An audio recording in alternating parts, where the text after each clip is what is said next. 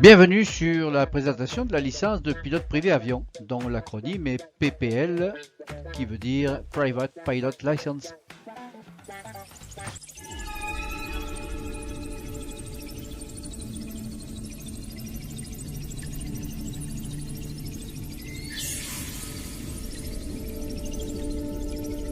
Salut à tous, et aujourd'hui j'ai testé pour vous un vol d'initiation. Vous me suivez? C'est parti. C'est en compagnie d'Olivier Gilles, notre pilote instructeur, que nous pénétrons dans le hangar d'Aéropilote, notre école de vol. Voici notre avion, un PA-28 Piper de 4 places. Un moteur de 180 chevaux pour une vitesse moyenne de 215 km/h.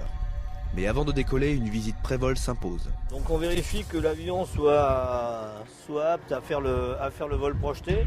Au programme, la vérification de l'huile moteur, de l'hélice, du réservoir d'essence situé dans les deux ailes de l'appareil et du pitot qui permet de mesurer la vitesse de l'avion. Ici on a ce qu'on appelle le T basique, avec au centre l'horizon artificiel, à gauche la vitesse, à droite l'altitude, en dessous le cap. Le variomètre qui mesure la vitesse verticale. Ici le transpondeur pour être identifié au radar, ça c'est un GPS. Ensuite les commandes du moteur. Après un dernier récap sur les conditions de vol, je m'installe à bord pour ma première vraie leçon de pilotage. Première étape, le roulage. En 0,40 degrés, 20 à 25 nœuds, départ 30 approuvé si vous souhaitez. Là maintenant il suffit de diriger l'avion avec les pédales. Allez, donc là maintenant il faut tenir le manche. Et c'est parti. On regarde de loin, et là on a la vitesse, on tire doucement sur le manche. Voilà. Et là il faut repousser sur le manche une fois qu'on a décollé. Et en fait on maintient, une fois que l'avion est en l'air, on maintient le capot dans une position donnée. On limite les inclinaisons quand même. Pas un avion de chasse. Une fois en vol, on est à l'aise.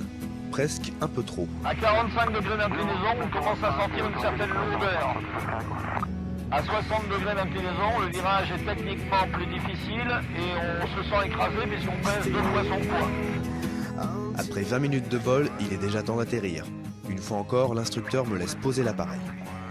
Durant la phase d'atterrissage, il convient de suivre un plan bien précis, en tendant 2 doigts entre l'horizon et l'entrée de piste. C'est pas facile.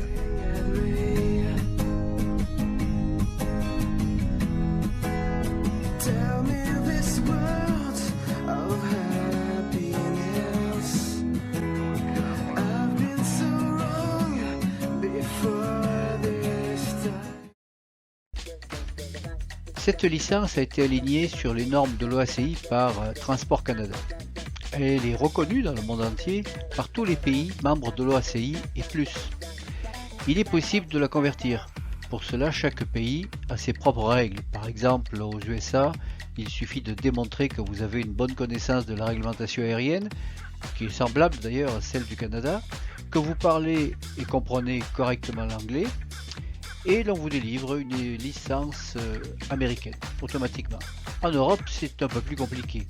Suivant les pays, certains vont demander un minimum d'heures de vol sur leur territoire et d'autres vont exiger de passer un examen théorique ou un test en vol. Avec cette licence, vous aurez le privilège de pouvoir transporter autant de passagers qu'il y a de sièges dans l'avion. En général, cela permet d'aller jusqu'à 6 places.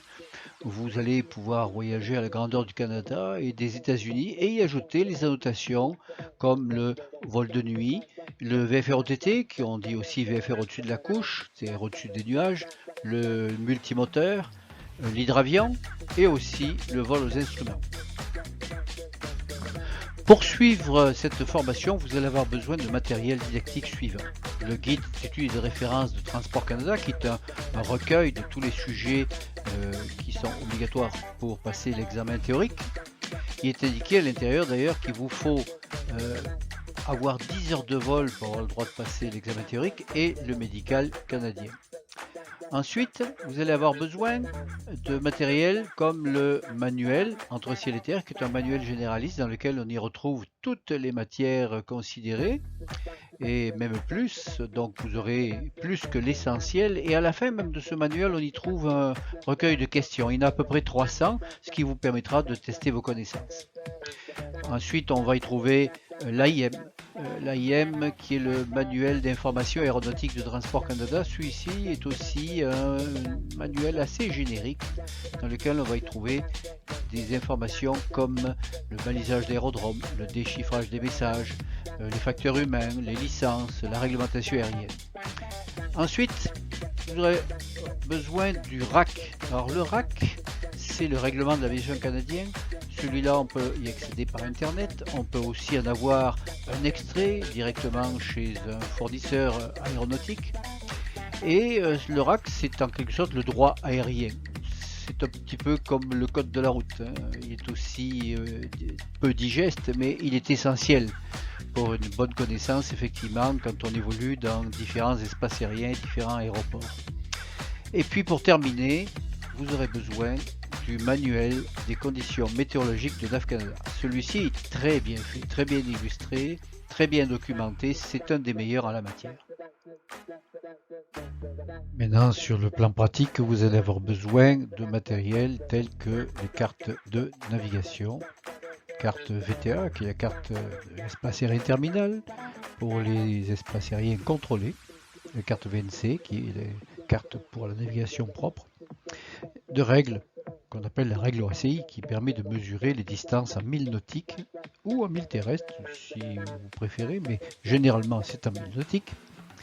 Ensuite, on a le rapporteur d'angle qui lui permet de mesurer l'angle de la route, donc la route que vous allez tracer sur la carte.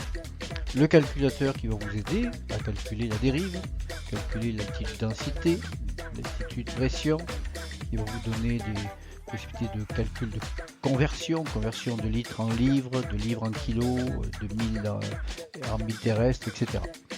Donc c'est un calculateur qui est assez complet. Et en dernier, vous allez avoir le supplément de vol qui est le registre de tous les aéroports du Canada. Lui, on y retrouve beaucoup d'informations à l'intérieur. Voilà ce qui présente donc tous les documents et le matériel dont vous allez avoir besoin pour suivre ce cours théorique. Alors ceci clôture la présentation de la licence de pilote privé avion. Bientôt vous allez commencer la formation théorique et le premier module sera cellules, moteurs et systèmes. Mais n'oubliez pas que vous pouvez commencer à voler même si vous n'avez pas fait toute votre théorie. À bientôt.